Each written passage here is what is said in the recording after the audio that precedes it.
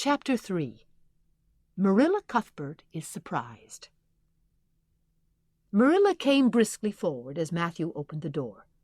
But when her eyes fell on the odd little figure in the stiff, ugly dress, with the long braids of red hair and the eager, luminous eyes, she stopped short in amazement. "Matthew Cuthbert, who's that?" she ejaculated. "Where is the boy?"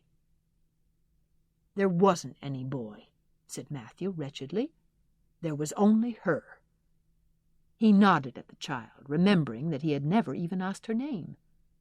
"No boy? But there must have been a boy," insisted Marilla. "We sent word to Mrs. Spencer to bring a boy." "Well, she didn't. She brought her. I asked the station master, and I had to bring her home. She couldn't be left there, no matter where the mistake had come in." "Well, this is a pretty piece of business," ejaculated Marilla. During this dialogue, the child had remained silent, her eyes roving from one to the other, all the animation fading out of her face. Suddenly she seemed to grasp the full meaning of what had been said. Dropping her precious carpet-bag, she sprang forward a step and clasped her hands. "You don't want me," she cried. "You don't want me because I'm not a boy. I might have expected it. Nobody ever did want me. I might have known it was all too beautiful to last. I might have known nobody really did want me. Oh, what shall I do? I'm going to burst into tears." Burst into tears she did. Sitting down on a chair by the table, flinging her arms out upon it, and burying her face in them, she proceeded to cry stormily. Marilla and Matthew looked at each other deprecatingly across the stove. Neither of them knew what to say or do. Finally, Marilla stepped lamely into the breach. "Well, well, there's no need to cry so about it." "Yes, there is need." The child raised her head quickly, revealing a tear-stained face and trembling lips. "You would cry, too, if you were an orphan and had come to a place you thought was going to be home and found that they didn't want you because you weren't a boy. Oh, this is the most tragical thing that ever happened to me." Something like a reluctant smile, rather rusty from long disuse, mellowed Marilla's grim expression. "Well, don't cry any more. We're not going to turn you out of doors tonight. You'll have to stay here until we investigate this affair. What's your name?" The child hesitated for a moment. "Will you please call me Cordelia?" she said eagerly. "Call you Cordelia? Is that your name?" "No, it's not exactly my name, but I would love to be called Cordelia. It's such a perfectly elegant name." "I don't know what on earth you mean. If Cordelia isn't your name, what is?" "Anne Shirley," reluctantly faltered forth the owner of that name. "But, oh, please do call me Cordelia. It can't matter much to you what you call me if I'm only going to be here a little while, can it? And Anne is such an unromantic name." "Unromantic fiddlesticks," said the unsympathetic Marilla. "Anne is a real good, plain, sensible name. You've no need to be ashamed of it." "Oh, I'm not ashamed of it," explained Anne. "Only I like Cordelia better. I've always imagined that my name was Cordelia. At least I always have of late years. When I was young I used to imagine it was Geraldine. But I like Cordelia better now. But if you call me Anne, please call me Anne spelled with an E." "What difference does it make how it's spelled?" asked Marilla with another rusty smile as she picked up the teapot.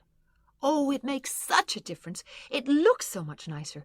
When you hear a name pronounced, can't you always see it in your mind, just as if it was printed out? I can. And A-N-N looks dreadful, but A-N-N-E looks so much more distinguished.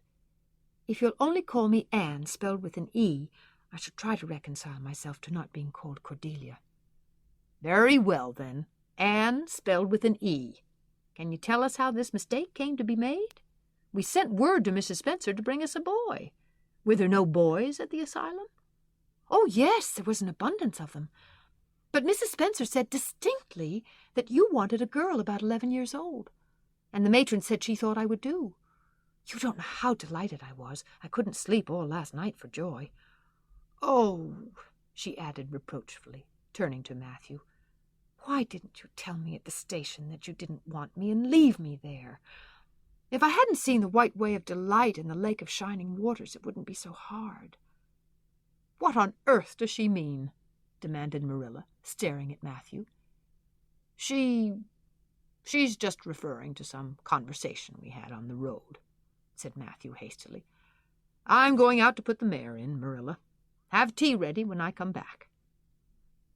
"Did Mrs. Spencer bring anybody over besides you?" continued Marilla, when Matthew had gone out. "She brought Lily Jones for herself. Lily is only 5 years old, and she is very beautiful. She has nut-brown hair. If I was very beautiful and had nut-brown hair, would you keep me?" "No. We want a boy to help Matthew on the farm. A girl would be of no use to us. Take off your hat. I'll lay it and your bag on the hall table." Anne took off her hat meekly. Matthew came back presently, and they sat down to supper. But Anne could not eat. In vain she nibbled at the bread and butter and pecked at the crab-apple preserve out of the little scalloped glass dish by her plate. She did not really make any headway at all. "You're not eating anything," said Marilla sharply, eyeing her as if it were a serious shortcoming. Anne sighed.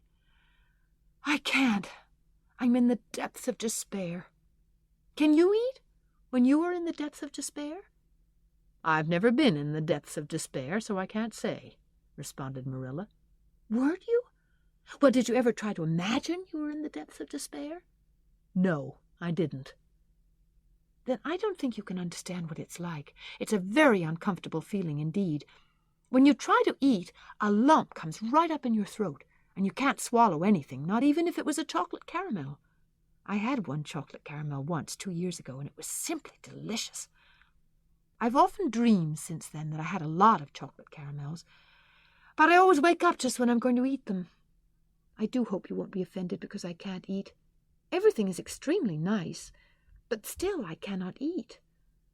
"I guess she's tired," said Matthew, who hadn't spoken since his return from the barn. "Best put her to bed, Marilla." Marilla had been wondering where Anne should be put to bed. She had prepared a couch in the kitchen chamber for the desired and expected boy, but although it was neat and clean, it did not seem quite the thing to put a girl there somehow.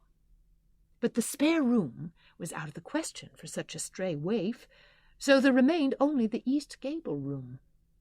Marilla lighted a candle and told Anne to follow her, which Anne spiritlessly did, taking her hat and carpet-bag from the hall table as she passed.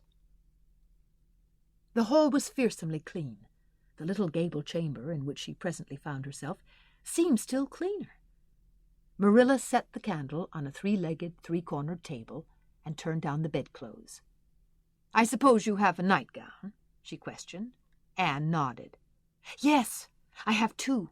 The matron of the asylum made them for me. They're fearfully skimpy. There is never enough to go around in an asylum, so things are always skimpy, at least in a poor asylum like ours. I hate skimpy night-dresses, but one can dream just as well in them as in lovely trailing ones with frills around the neck. That's one consolation." "Well, undress as quick as you can and go to bed. I'll come back in a few minutes for the candle.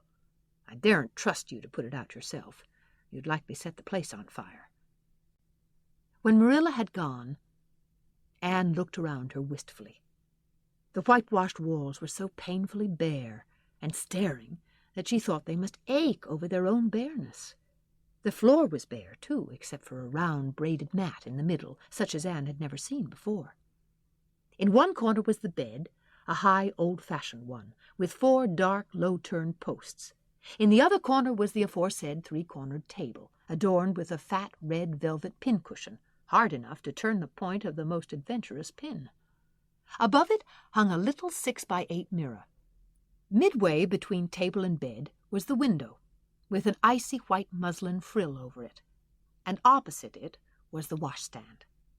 The whole apartment was of a rigidity not to be described in words, but which sent a shiver to the very marrow of Anne's bones.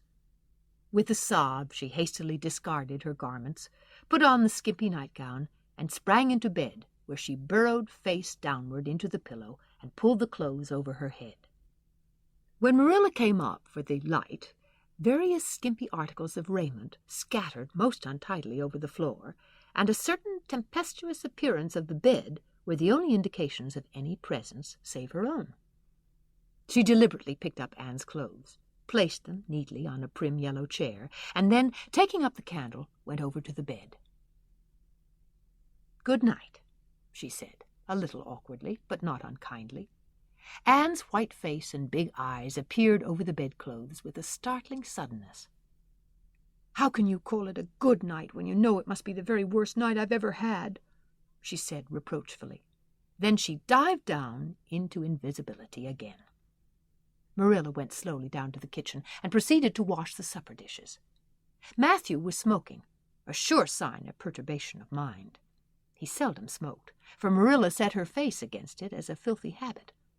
But at certain times and seasons he felt driven to it, and then Marilla winked at the practice, realizing that a mere man must have some vent for his emotions. "Well, this is a pretty kettle of fish," she said wrathfully. "This is what comes of sending word instead of going ourselves. Robert Spencer's folks have twisted that message somehow.